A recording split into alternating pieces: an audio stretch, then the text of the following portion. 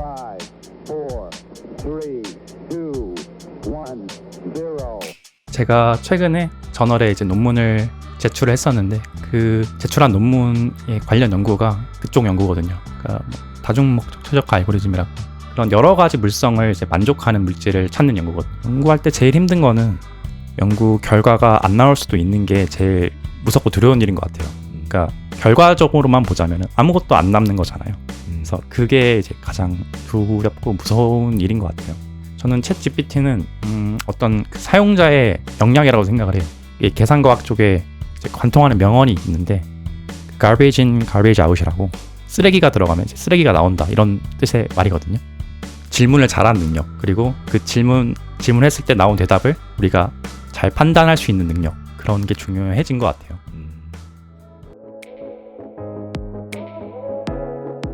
유니크 팟캐스트에 오신 걸 환영합니다.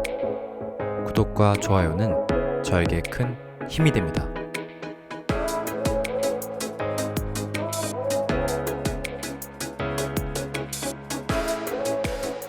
AI 연구를 하고 계신데 지금 하고 계신 분야가 그럼 정확히 어떻게 되시는 건가요? 네, 이제 AI 중에서도 머신러닝이라는 학문과 이제 계산과학이라는 학문을 융합해서 어떤 다양한 산업 분야에서 쓰일 수 있는 차세대 신물질을 개발하는 연구를 진행을 하고 있습니다. 차세대 신물질을 개발할 때 어떤 계산과학이 뭔가요? 계산과학은 이제 어떤 좀 딥하게 들어가자면은 어떤 물질의 분자의 그 분자 내 어떤 물질의 전자 상태를 모사할 수 있는 양자역학적인 관점에서 그런 분자 상태를 모사할 수 있는 계산식을 이제 풀어내는 이제 학문이 계산과학인데요. 이런 계산과학을 풀어내는데 또 시간이 많이 걸리거든요. 되게 컴퓨팅 자원과 시간이 되게 많이 소모되는데 그쪽에 이제 AI, Artificial Intelligence 중에서도 이제 머신러닝을 활용해서 그런 계산하는 데는 자원 소모와 시간을 획기적으로 단축할 수 있는 그런 그쪽 연구를 진행을 하고 있습니다. 이제 연구하다 보면 항상 문제되는 게 계산 자원, 그러니까 자원 소모, 이제 시간, 그러니까 돈이랑 시간 문제거든요. 결국에는 모든 문제가. 그래서 그런 자원 소모적인 문제들을 이제 획기적으로 이제 줄여줄 수 있는 그런 연구를 진행하고 있습니다. 그러니까 쉽게 말해서 돈을 어떻게 하면 비용 절감 어떻게 하느냐 뭐 그런 연구인가요? 네, 지금 하고 있는 연구가 다 그런 것들. 결국에는 이제 돈과 시간이거든요. 어떻게 하면 이제 돈을 더 적게 쓸 수 있을까? 그렇죠. 어떻게 하면 이제 시간을 아낄 수가 있을까? 이제 모든 문제들이 다 그렇잖아요. 그런 결과들을 이제 이끌어내기 위해서 그런 관련 연구를 진행하고 있습니다. 그러면 이 연구가 잘 되면 어떤 산업에 어떻게 적용이 될 수 있는 건가요? 뭐 예를 들어서 뭐 기업에서 요즘 뭐 전기 자동차 뭐 생산 많이 하잖아요. 네. 그 전기 자동차에 들어가는 배터리, 혹은 뭐 반도체 공정에 들어가는 뭐 프리커서 이런 것들의 개발 속도를 완전히 이제 단축시킬 수가 있죠. 그러니까 뭐 지금 현재 뭐 실험적인 방법으로 그런 물질들을 개발하고 있는 단계인데 그런 계산과학이나 머신러닝을 융합해서 활용한다면은 그런 물질들을 개발하는 속도를 뭐 몇십 년에서 뭐 많게는 뭐 몇 분 이런 식으로 단축시킬 수가 있죠. 그런 점에서 제가 하고 있는 연구가 의미가 있는 것 같습니다. 계산을 근데 빠르게 한다는 게 단순히 연산을 빨리 한다는 건 아니라고 생각하거든요. 그건 지금도 충분히 빠를 것 같은데 네. 그 속도를 빨리 한다는 게 어떤 의미인지? 그러니까 그 공정을 빠르게 한다는 거군요. 계산에 들어가는 속도 단축에는 뭐 분명히 한계가 있고, 그러니까 계산을 예를 들어서 뭐 10,000개 물질에 대해서 할 거 머신러닝을 활용하면은 머신러닝이 이제 추천을 해주는 거죠. 10,000개 중에서 한 100개 정도가 내가 생각하기에 유망할 것 같아. 그래서 이거를 먼저 계산을 해봐. 이런 식으로 머신러닝이 이제 추천을 해주는 겁니다. 그러면 그걸 사용하는 사용자가 그래? 그러면 머신러닝 한번 믿어봐야겠다 하면서 그 100개를 먼저 검증을 해보는 거죠. 계산이나 실험으로. 그랬을 때 우리가 원하는 물질을 찾게 됐어요. 그러면은 그 10,000개에 들어가는 이제 자원 소모가 이제 100개 쪽으로 단축이 되는 거죠. 그러니까 이제 9,900개를 단축시킬 수가 있는 거죠. 안 해봐도 되잖아요. 그러니까 옛날에는 10,000개를 다 해봤어야 됐는데 네, 맞아요. 이제는 그 추천 알고리즘을 만들어서 괜찮을 것 같은 놈들을 먼저 뽑아서 걔네 먼저 해보는. 네, 맞아요. 그럼 그거에 들어가는 알고리즘을 이제 만들고 계시는 그런 연구인 건가요? 네, 제가 최근에 저널에 이제 논문을 제출을 했었는데 그 저널에 제출한 논문의 관련 연구가 그쪽 연구거든요. 그러니까 다중목적 최적화 알고리즘이라고. 우리가 관심 있는 물질의 물성이 여러 가지일 수가 있잖아요. 어떤 전기적 물성이라든가 기계적 강도라든가 그런 어떤 특정 물성치를 만족하는 물질을 찾고 싶은데 그런 여러 가지 물성을 이제 만족하는 물질을 찾는 연구거든요. 그러니까 기존에는 어떤 한 가지 물성에만 집중을 해서 예를 들어서 기계적 강도가 뛰어난 물질을 찾고 싶다. 이런 식으로 연구가 진행이 됐다면 제가 이제 개발한 알고리즘 같은 경우에는 어떤 여러 가지 물성치들을 동시에 만족할 수 있는 그런 물질들을 이제 빠르게 탐색할 수 있는 알고리즘을 개발을 하는 연구를 담고 있습니다. 이게 잘 되면 정말 폭발적으로 뭔가 그 단계를 줄일 수 있을 것 같은데요. 성공이 된다면, 그러니까 산업에서 잘 쓰일 수가 있다면 그렇게 되겠죠. 그러니까 제가 말씀드렸듯이, 그러니까 그 줄여지는 스케일이 엄청나거든요. 예를 들어서 그러니까 우리가 실험적으로 가능한 물질의 가짓수가 수백, 수만, 수천, 엄청 많거든요. 근데 그거를 이제 일일이 사람들이 이제 트라이얼 에러로 이제 계속 이제 일일이 합성하고 실패하고 성공하고 그런 과정을 반복할 수가 없잖아요. 네. 그런 과정들을 이제 획기적으로 단축할 수 있는 게 제가 하고 있는 연구라고 생각을 하고요. 그런 점에서 연구가 나오면 좀 의미가 있지 않을까 싶네요. 그러니까 예시를 들 때는 만 개라고 말씀하셨지만 실제로는 더 많을 거니까. 그쵸. 수억 개는 될걸요. 그거를 이제 일일이 사람이 해볼 수는 없잖아요. 그걸 이제 기록하는 것도 이제 데이터베이스를 쌓는 것도 문제고, 요거는 실패했고, 요거는 성공했고, 그걸 이제 다 쌓는 것도 문제잖아요. 그래서 제가 하는 연구가 의미가 있지 않을까 싶네요. 근데 원래 과가 기계과이신 걸로 아는데 뭔가 AI랑 기계랑 연관이 있나요? 전통적인 기계과는 좀 거리가 있다고 생각했는데 어떤 점에서? 제 가족들이나 지인들이 항상 그 얘기를 하거든요.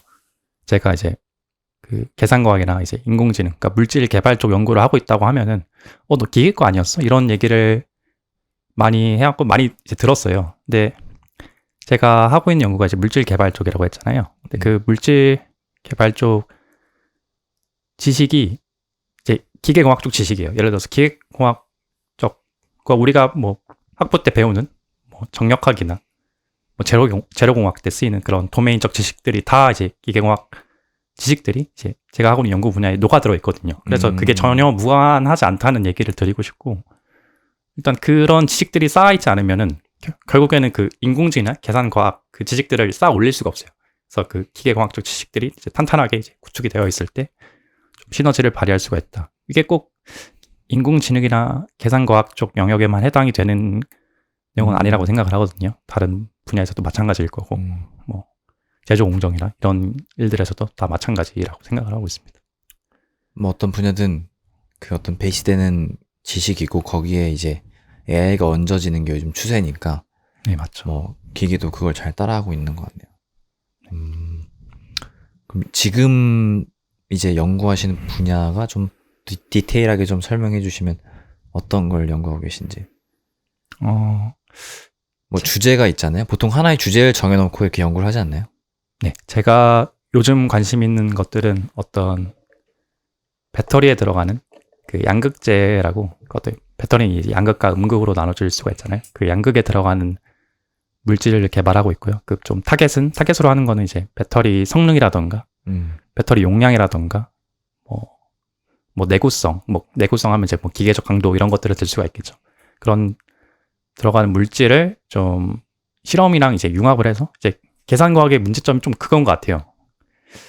계산과학이나 머신러닝은 그러니까 빠르다 이런 장점이 있지만 설명을 못 해요. 예를 들어서 계산과학이나 머신러닝으로 유망한 물질을 찾았어요. 이게 유망해 이렇게 얘기를 하죠. 그러면은 항상 들어오는 질문이 있어요. 어떤 저널에 냈을 때나 기업에 이렇게 결과를 발표했을 때 항상 하는 질문이 있어요. 그래? 그럼 이거 실제로 쓸 수 있어? 이런 질문이 항상 따라오거든요. 그럴 때 이제 실험이 이제 뒷받침이 되어야 되는 거죠. 실제로 이제 실험으로 합성을 해서 성공을 시킨다거나 실제로 이제 쓰고 있다, 유망하다는 걸 입증을 해야 되는 거죠. 그래서 지금 하고 있는 연구는 이제 다른 대학의 이제 실험팀과 이제 협업을 해서 제가 찾은 이제 신물질을 실제로 합성을 해서 결과를 만들어내는 그런 연구를 하고 있습니다.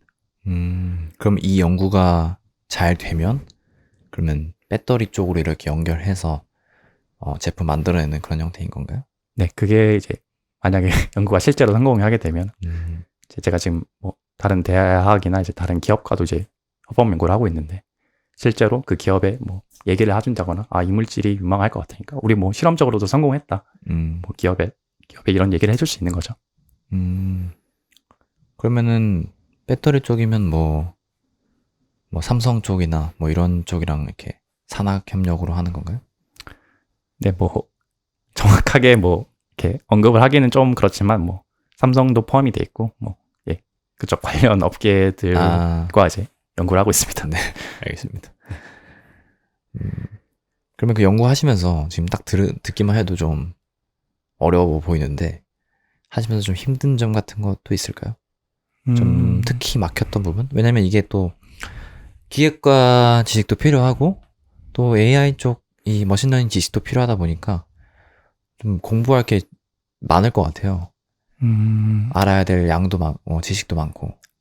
맞아요. 이게 기계공학적 지식이 이제 반드시 필요하다고 얘기는 했지만 사실 그건 이제 말 그대로 진짜 기본 베이스가 되는 거고 그 위에 얹어져야 하는 것들이 사실 제가 연구하는 메인 분야인데 그런 것들을 이제 처음 이제 막 뜨고 있는 분야라고 생각을 하거든요. 이게 막 체계가 완전히 정립이 되지 않았어요. 그래서 좀 새로 알아가야 하는 것들이 되게 많고 실제로 뭐 논문 읽어보면서 혹은 뭐 기타브 코드 찾아보면서 이렇게 이제 자기가 이제 끼어들어서 직접 해보는 수밖에 없는데 그런 점에서 어려운 일이라고 생각을 하고 있고 또 연구는 이제 제가 하는 이제 연구 분야 같은 경우는 이제 제가 뭐 개인적으로 앉아서 해야 되는 일이 되게 많아요. 그래서 뭐 컴퓨터 화면만 보고 있는 경우가 되게 많은데 그러니까 제 하루를 돌아봤을 때 뭐 아침부터 저녁까지 계속 컴퓨터 화면만 이제 들어보고 있으니까 사람이 이제 쉽게 지치잖아요. 외로워지고.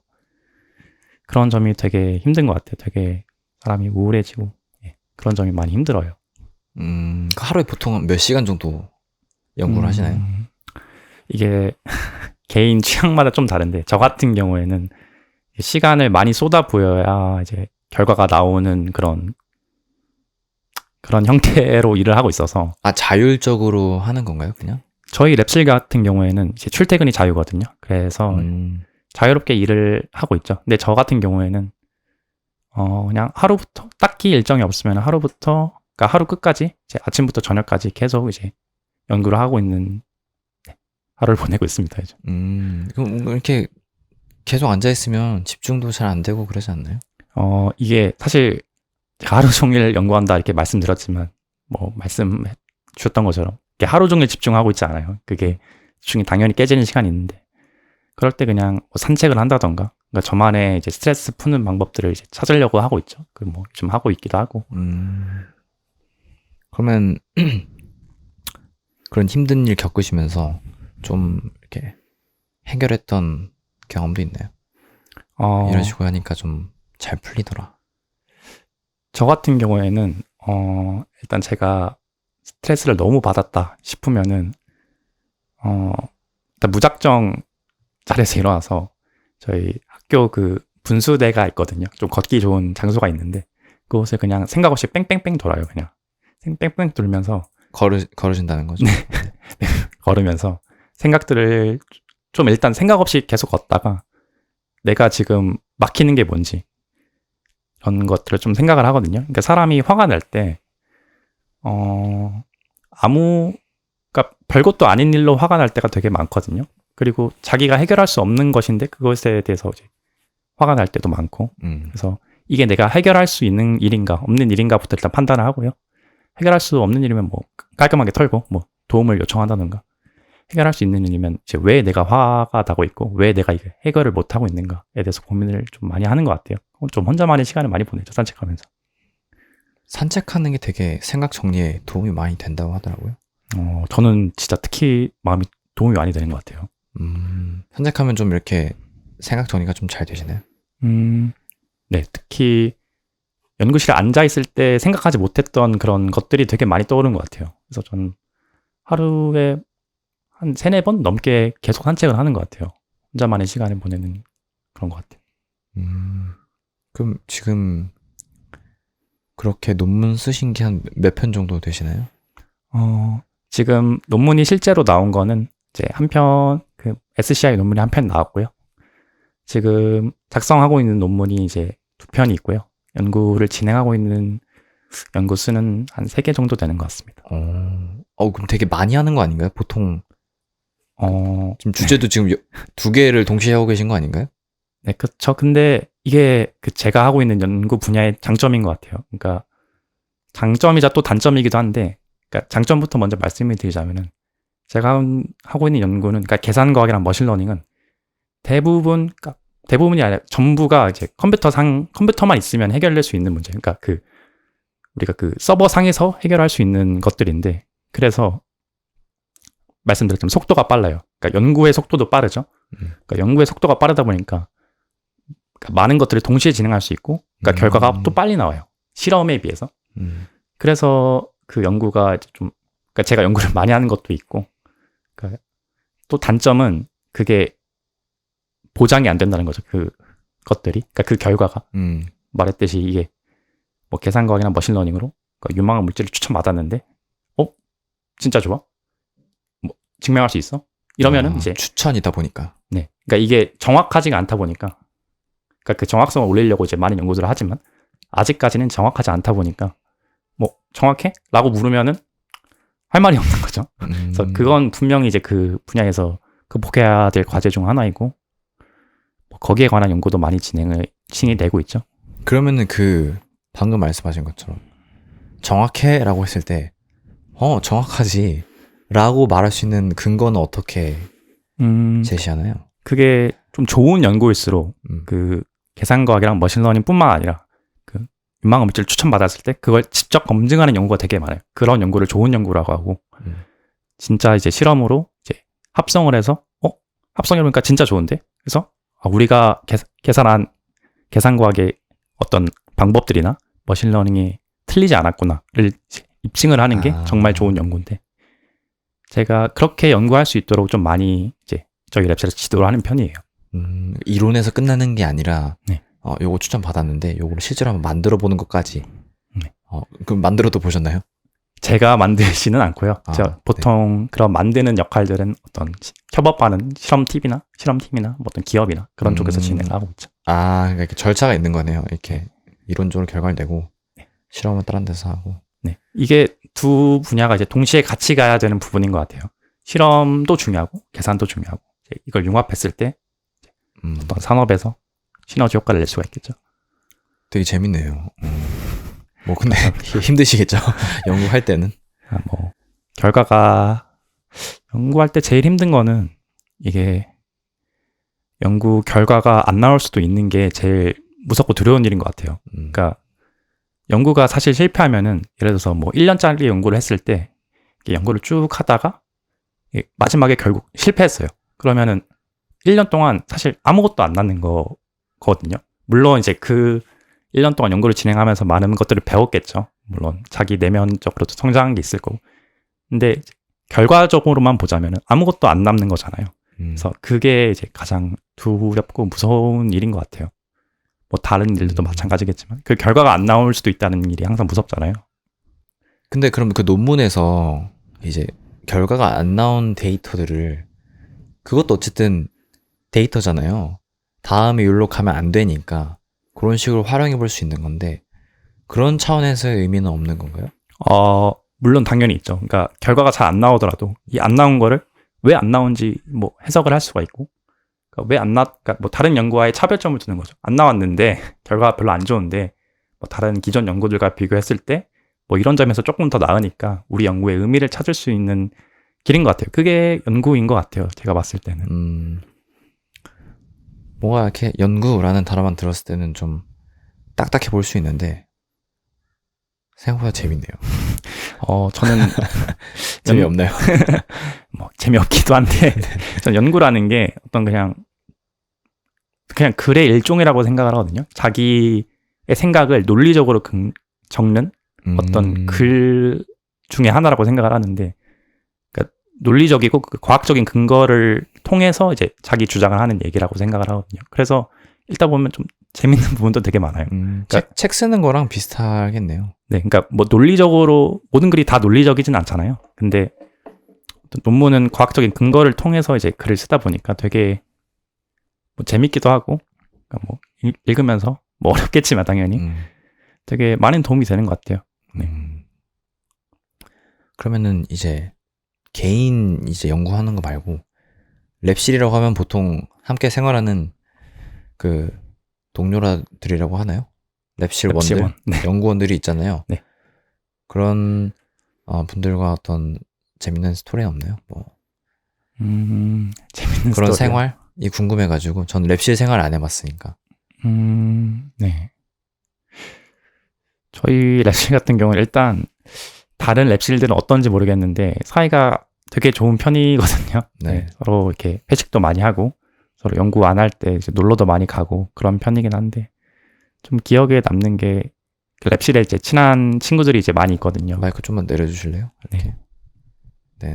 네, 많이 있거든요. 그래서 많이 여행도 가고 그렇게 하려고 노력하죠. 그리고 되게 주변에 좋은 사람들이 많은 것 같아요. 거기서 이제 자극도 많이 받고 저 같은 경우는 되게 주위 사람들한테 자극을 되게 많이 받는 편인데 제 주변 사람 제 랩실의 주위 사람들 중에 되게 좋은 사람들이고 다 좋은 결과를 많이 거둬내니까 많이 배우려고 노력하죠. 그리고 놀러도 많이 다니고. 네. 놀러만 다니시는 건 아니에요? 아, 연구도 잘합니다. 공부 잘하는 사람들이 또 잘 놀러도 다니죠. 아, 그게 진짜 맞는 말인 것 같아요. 이게 네. 연구도 마찬가지일 건데, 연구도 마찬가지고 다른 일도 마찬가지일 텐데, 진짜 잘하는 사람들은 그 일을 오래 붙잡고 있지 않아요. 아, 같은 연구실에서 볼 때. 맞아요. 그러니까 짧게 집중하고 빨리 나가는 사람들이 진짜 잘하는 사람들이고요. 이제 저 같은 경우는 이제 계속 좀 붙잡고 있는 스타일이거든요. 아, 그래서 좀 연구가 안 나오는 것 같기도 하고. 네. 좀 더 노셔야겠네요. 아, 예, 일부러 그런 얘기 진짜 많이 들어요. 제 랩실 사람들한테 계속 붙잡고 있는다고 안 된다. 그냥 나갔다 와라. 놀러 갔다 와라. 이런 얘기 되게 많이 듣거든요. 그 리프레시 한번 해주는 게 되게 중요한 것 같아요. 맞아요. 저는 그거를 알고는 있는데, 그러니까 리프레시 하면 저한테 많은 도움이 된다는 걸 알고 있는데, 그게 이성적으로만 생각이 되고, 이게 급하니까 계속 이제 붙잡고 있는 것 같아요. 그게 좀 쉽지 않은데. 계속 하려고 이렇게 노력을 해야 되는 것 같네요.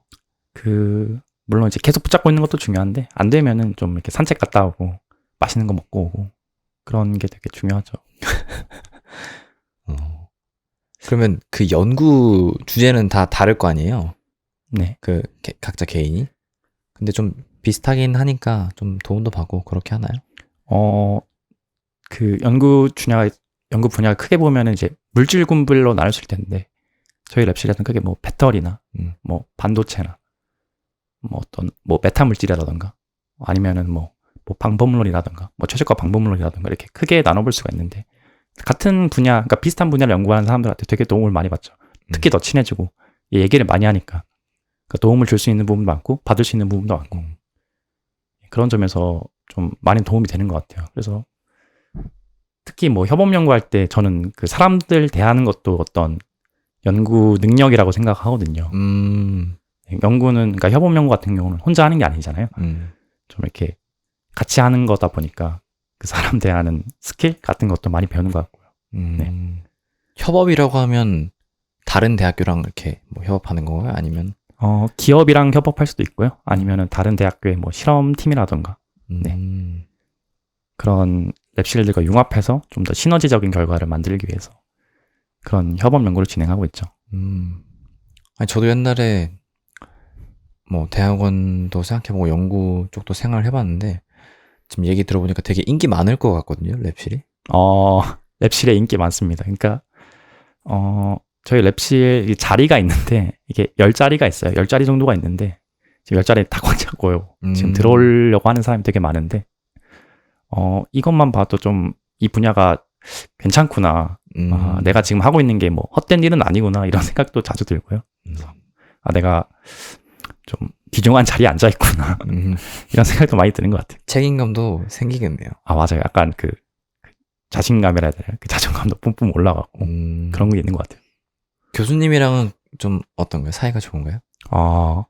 저는 막 보통 막 인터넷 같은 데서 막 교수님 되게 막 그러니까 장난식으로 좀 교수님 왜 그러니까 자기 못 살게 구냐 약간 이런 네. 내용 웹툰도 있잖아요. 맞아요. 네. 뭐 네, 그런 내용의 웹툰도 있는데 저 같은 경우에는 그러니까 저희 랩실의 지도 교수님 같은 경우에는 제가 가장 존경하는 이제 가족을 제외했을 때 가장 존경하는 사람이거든요. 그게 뭐 연구적인 부분에서는 이제 두말할 나위 없이 이제 가장 존경하는 부분이고 저는 교수님한테 이제 연구적인 부분 말고도 좀 사람의 됨됨이 좀 마인드적인 부분을 되게 많이 배웠던 것 같아요. 뭐 예를 들어서 교수님은 교수님이 이제 박사 마치고 이제 교수를 하시는 이제 어찌 보면 이제 저희 또래 나이대 사람들한테는 가장 어려운 분이잖아요. 뭐 충분히 이제 권위가 있는 사람인데 절대 이제 랩실 내 사람들을 절대 차별하지 않아요. 그러니까 모든 사람들 다 똑같이 대하려고 하고 그런 점에서 항상 배울 점이 있고 그리고 사람이 되게 감정의 변화가 잘 없으세요. 그러니까 슬플 때도 너무 슬퍼하지 않고 기쁠 때도 막 너무 좋아하지 않고 그러니까 항상 그러니까 그 자기 감정을 컨트롤한다는 게 쉽지 않잖아요. 네. 그래서 어떤 사람한테 그 감정 컨트롤된 모습을 계속 꾸준히 보이는 모습이 정말 멋있는 것 같아요. 감정 컨트롤하는 게 되게 그 성공하는데 중요한 요소라고 하더라고요. 맞아요. 저는 그런 점이 좀 부족한 것 같은데 저는 그렇게 노력을 하고 있거든요. 어떤 연구가 잘 됐을 때 너무 기뻐하지 않으려고 노력하고 연구가 안 됐을 때 뭐 안 될 수도 있지. 뭐 다음에 더 잘하면 되지. 이렇게 좀 컨트롤하려고 노력을 많이 하는 것 같아요. 그게 랩실에 들어가서 많이 배운 것들 중에 하나예요. 교수님이랑 대화도 많이 나누시나요? 제가 많이 이제 친해지려고 노력을 많이 하는데 네. 교수님께서는 바쁘시니까. 바쁘시기도 하고 이게 너무 또 가까이 이제 친해지는 건 이제 거리를 두려고 하시더라고요. 네. 그런 점도 좀 배울 점이라고 생각을 해요. 어떤 사람 사이에는 텐션이 있어야 된다고 생각하거든요. 너무 가까워지거나 또 너무 멀어지는 게 아니라 적당한 거리를. 네. 적당한 선이 있는 것 같아요. 교수님도 나중에 한번 여기 팟캐스트 모셔야겠네요. 초대 한번 보고 계시면은 이 영상 보시면은 제가 초대장 보내겠습니다. 제가 영상 보여드리면서 말씀 한번 드려보겠습니다. 교수님 되게 젊으신 걸로. 교수님이 일단 40대신 걸로 알고 있고 40대 초반인 걸로 스스로 알고 있고 되게 젊으세요. 그러니까 다른 교수님들에 비하면 기획과 교수님들에 비하면 되게 젊으신 편이죠. 그래서 저희들의 좀 고충이라고 해야 될까요? 그런 것들을 좀 많이 알고 계신 것 같아요. 그래서 많이 의지가 되는 사람이죠. 아주 젊으시다 보니까 더 좀 대화가 잘 통하는 느낌도 있겠네요. 네. 최근에는 저희 랩실 학생들과 인생 네컷도 같이 찍으시고 네. 재밌었습니다. 되게 깨어 있으신 분인데요. 네. 저희가 좀 이렇게 설득을 좀 많이 하긴 했는데 한번 같이 찍어달라 이렇게 힘들 것 같은데요. 하다가 이렇게 결국 찍으셨습니다. 인생 내 것도 찍으시고 네. 그런 교수님도 계시네요. 그러면은 이제 그 재료 쪽 연구 말고 사실 사람들은 잘 모를 것 같다고 생각하거든요. 그쪽 분야는. 근데 요즘에 이제 챗GPT도 나오고 하면서 AI가 갑자기 확 떴잖아요. 그런 건 어떻게 생각하세요? 그 연구원이 보는 입장에서 그 AI의 요즘의 이런 현황이 어떻게 보이는지 그런 것도 궁금해요.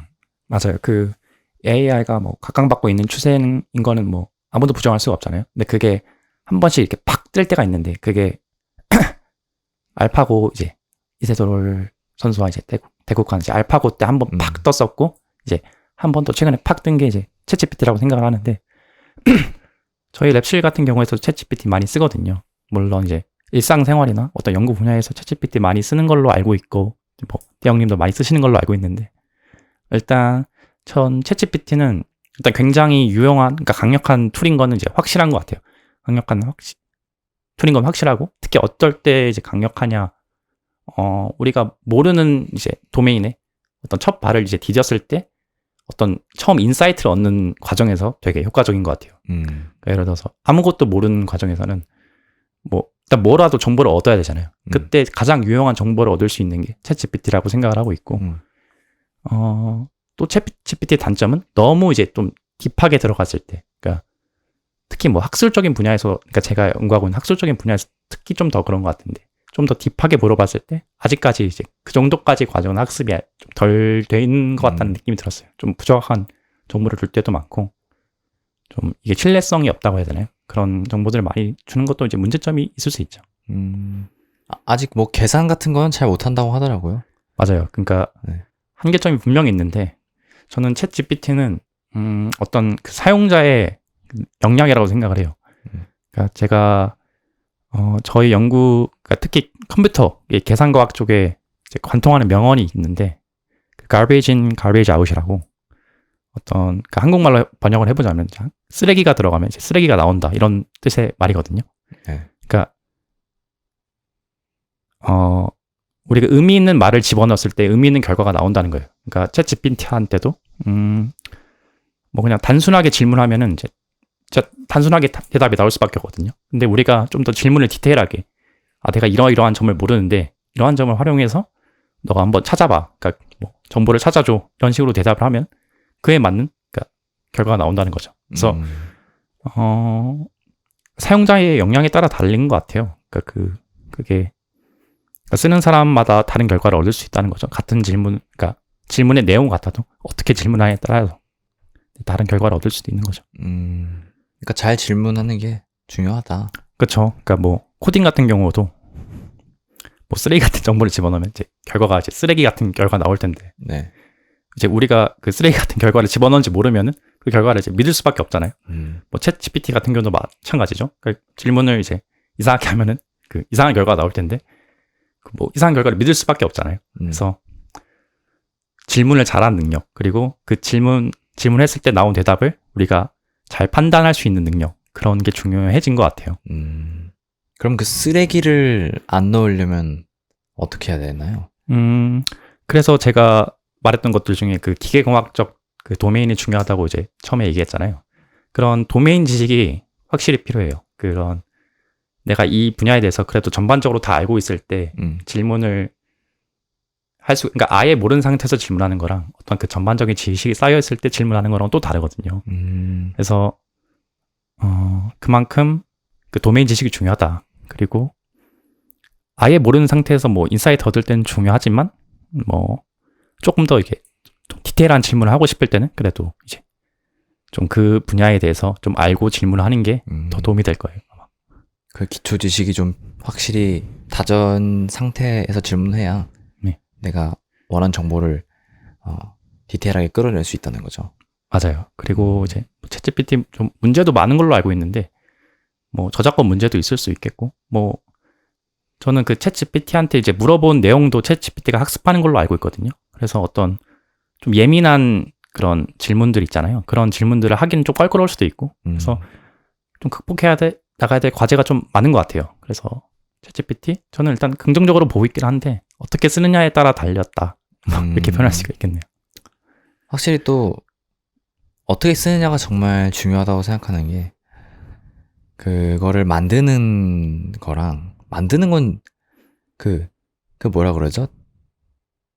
대용량 언어 모델이라고 하나요? 네. 뭐 네. 그렇죠. 그거를 만드는 건 진짜 어렵잖아요. 지금 하시는 일만큼 어려울 거라 생각 드는데, 그걸 만드는 거는 아무나 하지 못하지만 그걸 잘 활용하는 건 누구나 할 수 있다고 생각하거든요. 그리고 또 그게 훨씬 더 중요하다고 생각해요, 저는. 그래서 그런 점에서 그런 걸 어떻게 하면 잘 쓸 수 있을지, 그런 거를 계속 생각하고 좀 발전시키는 게 너무 중요한 것 같아요. 맞아요. 그 요즘 제가 느끼기에는 그 뭐 인공지능가 한 파트 중에서도 뭐 챗GPT나 그 비슷한 그런 툴이나 프로그램이 많이 나와 있잖아요. 뭐 그런 걸로 알고 있는데, 뭐 대형님도 많이 쓰시는 걸로 알고 있고. 네. 근데 이미 나와 있는 건 그러니까 자료가 많이 나와 있어요. 그런 도구들이 많이 나와 있는데, 저는 그러니까 지금 현 수준에서는 그것들을 잘 활용을 하지 못하고 있다고 생각을 하거든요. 어떤 사람들이. 뭐 저도 많이 발전해야겠지만. 그래서 그걸 개발하는 것도 중요하지만, 그걸 이제 나와 있는 것들을 어떻게 더 잘 쓸 수 있느냐, 그거 우리 역량을 개발하는 게 더 중요하다고 생각을 해요. 그럼 태연님은 그 어떻게 잘 쓰고 계신가요? 저 같은 경우에는 좀 더 질문을 이제 디테일하게 하는 편이에요. 그러니까 예를 들어서 어떤 우리가 저 뭐 코딩을 예로 들자면은 그러니까 뭐 이거 할 때 쓰는 코드 알려줘. 뭐 이렇게 하는 것보다는 내가 리눅스에서 어떤 일을 하고 싶은데 내가 뭐 어떤 모듈을 불러와서 지금 이런 일을 하고 있는데 여기서 에러가 나. 근데 뭐 이 에러는 그러니까 어떤 모듈을 활용하면은 해결할 수 있을 것 같아. 이런 관련 정보를 달라던가. 그러니까 좀 더 질문을 딥하게 디테일하게 하는 거죠. 그러면은 그거에 그러니까 관련된 맞춤 정보가 들어오거든요. 그러니까 그러면은 이제 해결되는 경우가 되게 많고 그런 쪽에서 저는 사용을 하고 있는 것 같아요. 추상적으로 하지 말고 좀 최대한 구체적으로. 네. 그러니까 이게 모든 일들에서 마찬가지일 것 같은데, 그러니까 뭐가 문제점인지 아는 게 되게 중요한 것 같아요. 그러니까 뭐가 문제점인지도 모르고 그냥 막 질문하는 거랑, 그러니까 문제점이 뭔지 파악하고 이렇게 질문하는 거랑 완전 다르죠. 저도 이게 나오고 나서 좀 너무 좀 뭐라 해야 되지? 좀 뭐 충격적이기도 하고 좀 신기하기도 하면서 이게 뭐 진짜 물어보면 다 나오니까 거의 저는 그래서 또 생각이 든 게 좀 앞으로 진짜 교육이 좀 많이 바뀔 것 같다 이런 생각도 많이 하거든요. 왜냐면 뭐 얘가 다 하잖아요 이제. 그렇죠. 저희가 뭐 초등학교 때부터 이렇게 10년 넘게 공부한 내용을 얘가 한 번에 다 끝내니까 사실 그런 과정들이 어떻게 보면 필요 없어지는 거 아닌가 이런 생각도 들거든요. 그래서 고등학생들이 그런 거를 뭐 고등학생들이나 뭐 학생들이 앞으로 어떤 식으로 공부하면 좋을지 뭐 그런 것도 한번 생각해 보셨나요? 그러니까 저나 대형님 나이 때 이제 사람들은 이제 초등학교 중학교 때 이제 뭐 필수 교양 같은 느낌으로 이제 영어가 되게 이제 중요시 됐잖아요. 우리 어릴 때 생각해 보면 이제 보면 이제 영어하고 이제 무조건 보내고 이제 영어 중요하다. 영어 배워야 이제 뭐 글로벌 시대 아니겠니 하면서 영어 이제 꼭 가르치잖아요. 네. 그래서 저도 영어 되게 열심히 배웠던 기억이 영어 나는데 잘하시잖아요. 아닙니다. 감사합니다. 네. 뭐 그런 얘기 하는데 요즘 세대 같은 경우에는 그 영어라는 게 그 코딩이나 AI 쪽으로 대체가 된 것 같아요. 영어는 이제 너무 당연하고 영어는 진짜 이제 완전 당연하고 이제 말할 필요도 없고 그 자리를 이제 AI나 이제 코딩 쪽 이제 교육으로 대체가 된 것 같아요. 그래서 지금 초등학교 때부터 그런 관련 교육을 많이 하는 걸로 알고 있고 일단 저는 그게 이제 맞는 추세라고 보고 있거든요. 맞는 추세라고 보고 있고 초등학교 때, 중학교 때부터 그 관련 교육을 들으면은 그러니까 저는 그게 피해갈 수 없는 과정이라고 생각을 해요.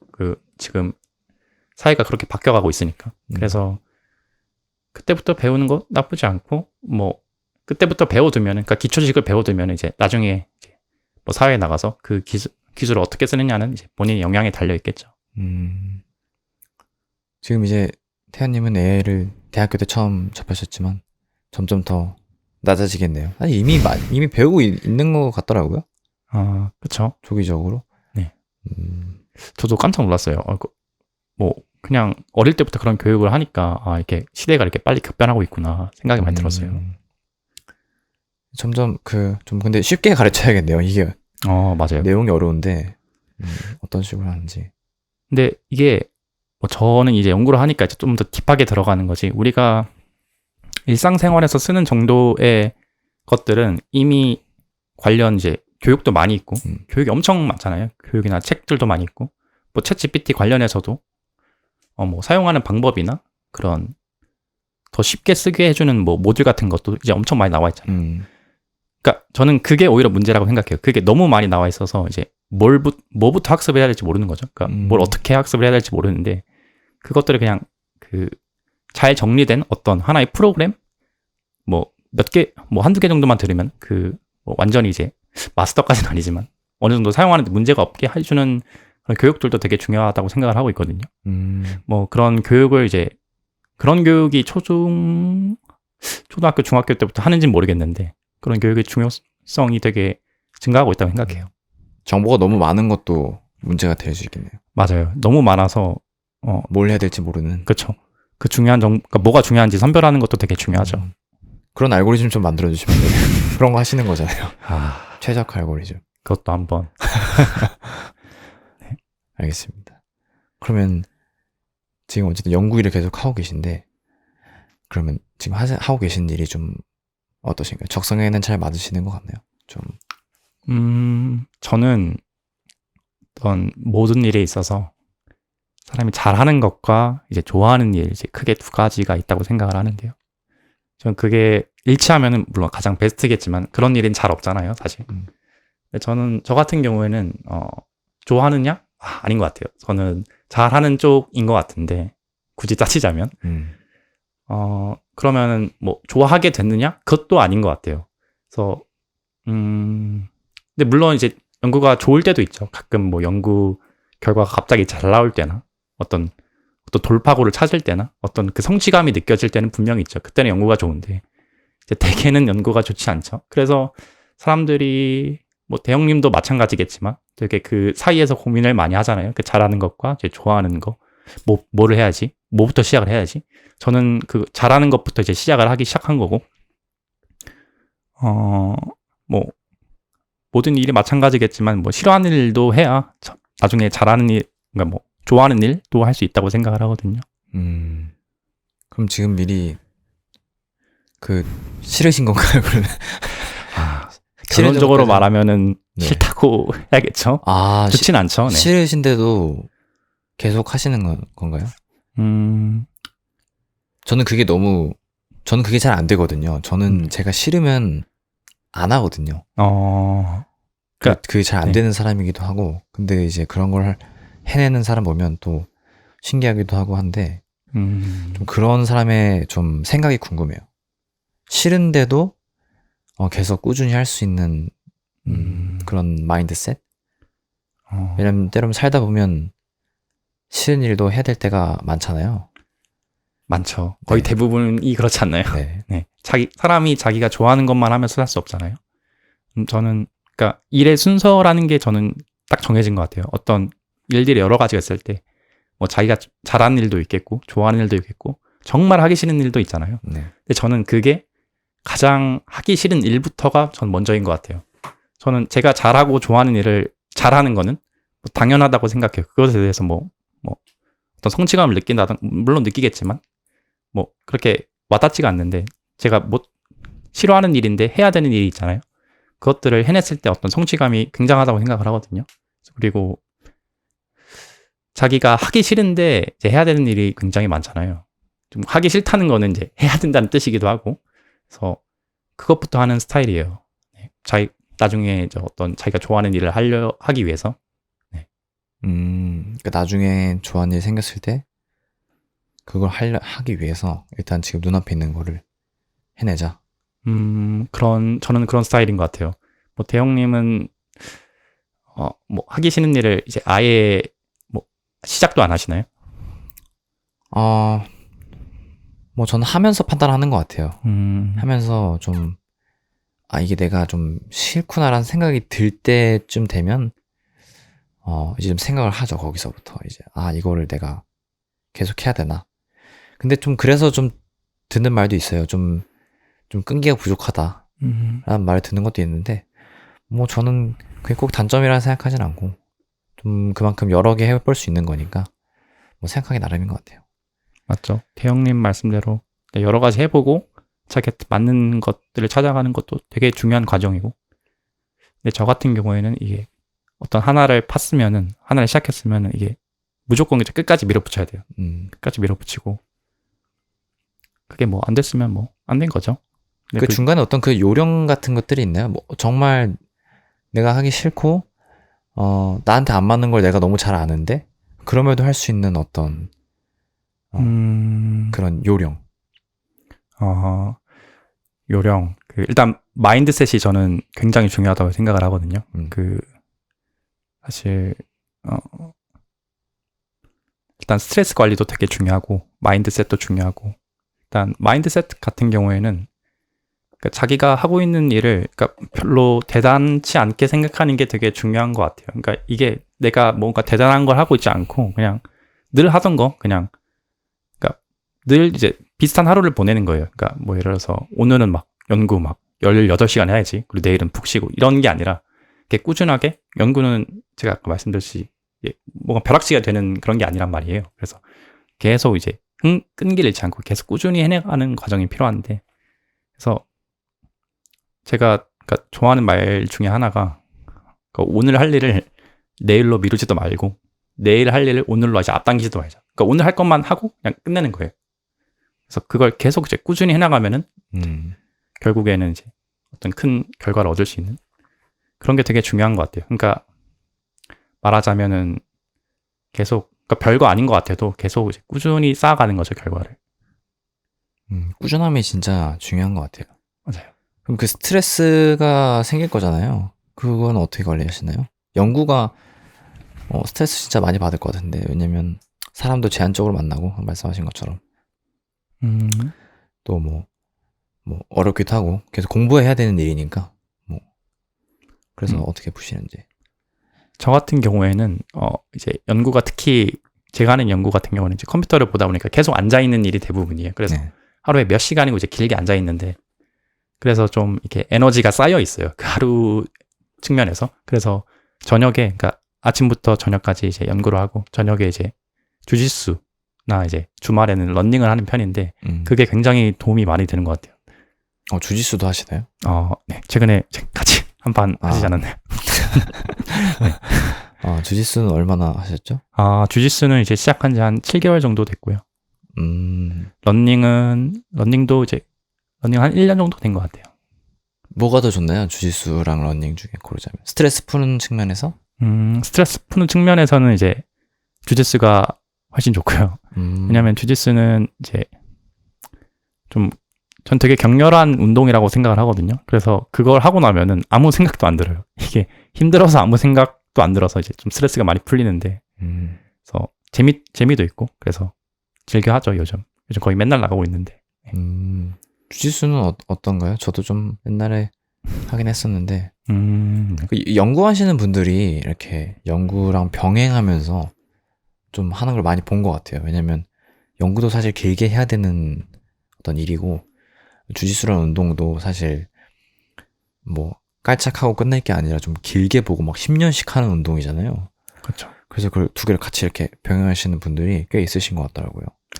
그러니까 주짓수의 장점부터 얘기를 하자면은 그게 되게 뭐 신체 발달에 뭐 당연히 좋고 뭐 체력도 당연히 들고 근데 그것만 좋았으면 저는 안 했을 거예요. 근데 그게 되게 우리 인생하고 좀 닮아 있는 것 같아요. 그러니까 되게 우리가 살면서 많은 이제 어려움에 부딪히잖아요. 근데 주짓수도 이제 스파링이란 걸 하다 보면은 그 5분의 스파링 동안 많은 일들이 생겨요. 그 어려움이 닥치죠. 그러니까 뭐 상대가 짓누른다던거나 이제 뭐 상대가 이제 초크를 걸려고 한다거나 그런 어려움이 생길 때 어떻게 이제 극복하고 다시 이제 분위기를 반전시킬 것인가가 이제 우리 인생하고 많이 닮아 있다고 생각을 하거든요. 그래서 그러니까 그 스트레스가 왔을 때 뭐 포기해버리면 이제 그대로 이제 경기가 끝나는 거거든요. 뭐 인생도 마찬가지죠. 어떤 어려움이 닥쳤을 때 그걸 극복하지 못하고 포기해버리면 이제 그대로 이제 끝나는 거예요. 근데 그렇지 않잖아요. 우리는 계속 이제 어려움을 극복해 나가야 되고 어떤 분위기를 반전시켜야 되고 내가 유리한 방향으로 인생을 흘러나가게 해야 되잖아요. 네. 그게 그래서 참 매력적인 스포츠라고 생각합니다. 되게 그 머리를 많이 쓰는 스포츠잖아요. 맞아요. 네. 특히 몸이 힘든 상황에서 머리를 써야 되잖아요. 그래서 똑똑한 사람들이 많이 하는 스포츠라고 하더라고요. 똑똑하시다고 어필하시는 건가요? 아닙니다. 네. 이거 주짓수가 그 멘탈 기르는데 정말 좋다고 하더라고요. 이제 보통 자기보다 체급 높은 사람이랑 하기도 하잖아요. 연습할 때. 그러면은 이제 무거운 사람한테 이렇게 깔려 있으면 일상생활에서 느낄 수 없는 그런 압도적인 패배감을 맛볼 수 있다고 하더라고요. 뭐 저도 느껴봐서 아는데 그런 걸 맛보면서 좀 와 이런 기분이 드네 하면서 좀 그런 데서 성장을 하게 되는 것 같아요. 맞아요. 저는 주짓수를 할 때 저보다 이제 조금 이제 실력이 좀 낮으시거나 아니면 저보다 체격이 이제 더 이제 작으신 분하고는 잘 안 하는 편이거든요. 보통 저보다 잘하거나 좀 체격이 있으신 분이랑 하는데 그때 오는 그 어려움이라고 해야 되나요? 그때 좀 많은 위기를 겪죠. 그 스파링을 하고 나면은 그 자식 좀 겸손해지기도 하고, 아, 내가 진짜 부족하구나. 좀 겸손도 많이 배우고, 거기에서 실력도 많이 늘고, 좀 그런 것 같아요. 저는 그래서 일부러 어려움을 좀 찾아서 만드는 편이에요. 특히 주짓수 할 때. 고통을 찾아다니시네요. 고통은, 그러니까 이겨냈을 때 좀 자기를 성장하게 해주는 이제 매개체인 것 같아요. 그래서 저는 즐긴다고 표현하니까 좀 이상한데, 저는 싫지 않아요. 고통이, 그러니까 돌이켜보면 항상 그 어떤 엄청 우울하고 엄청 힘들고 난 뒤에 항상 성장이 이제 뒷받침되거든요. 성장이 항상 이제 따라오는데, 그래서 어떤 힘들 때 너무 좋아요. 그래서 주짓수 끝나고 이제 집에 갈 때 별로 안 힘들면은 그날 되게 짜증나요. 아, 내가 운동 오늘 대충 했구나. 내가 오늘 별로 안 힘들구나. 몸이 별로 안 힘들고 안 지치면은 되게 좀 저 자신한테 화나요. 그래서 무조건 지칠 때까지 스파링 하는 편이고, 그러니까 집에 가서 그냥 털썩 쓰러질 정도로 하는 편이에요. 그런 게 되게 피곤함인데 이제 좀 기분 좋은 피곤함인 것 같아요. 맞아요. 몸이 좀 편하면은 오늘 좀 열심히 안 했구나. 그게 딱 느껴져요. 그러니까 솔직하게 자기는 알잖아요. 네. 그러니까 자기가 오늘 별로 안 지쳤다. 그걸 딱 알잖아요. 그래서 참 솔직한 운동이죠. 자기한테 솔직하게끔 해주는 그런 운동인 것 같아요. 맞아요. 저도 주짓수 해봐서 아는데 너무 재밌잖아요. 요즘 바빠서 못하고 있는데. 그쵸. 진짜 매력적인 운동인 것 같아요. 요즘 뭐 주커버거나 뭐 일론 머스크나 뭐 그런 분들 때문에 더 유명해진 걸로 알고 있는데, 많은 분들이 하셨으면 좋겠어요. 근데 이게 좀 다치기 쉬운 운동이라 그쵸. 좀 조심 좀 하셔야 될 것 같아요. 아, 저 옛날에 하다 갈비를 다쳐가지고 거의 좀 눌리다 보니까 가끔 좀 불편한데. 근데 뭐 잘 하시던데요? 네. 조심해서 안 다치시게. 손가락도 많이 다치더라고요. 네. 제가 이제 촬영하는 이번 주에 대회를 나가는데. 이번 주 대회 나가시나요? 네, 주말에 대회를 나갑니다. 그래서 좋은 결과 얻었으면 좋겠네요. 좋은 결과보다 저는 안 다치셨으면 좋겠습니다. 감사합니다. 항상 안 다치시게 운동하시고. 그렇죠. 네. 좀 그러면 앞으로의 어떤 목표가 있을까요? 단기적으로나 장기적으로나. 저는 일단 뭐 연구원으로서 연구를 이제 마무리하고 하는 건 이제 뭐 당연한 일이고, 연구를 잘 마무리하는 게 일단 뭐 제가 해야 될 기본적인 일들이고요. 좀 앞으로 제가 나아갈 방향이라던가, 그러니까 뭐 연구원으로 뭐 졸업도 하고 연구원을 그만하게 됐을 때 뭐 앞으로 제가 좀 해나갈 것들을 좀 생각하는 시간을 좀 가지고 있는 것 같아요. 그래서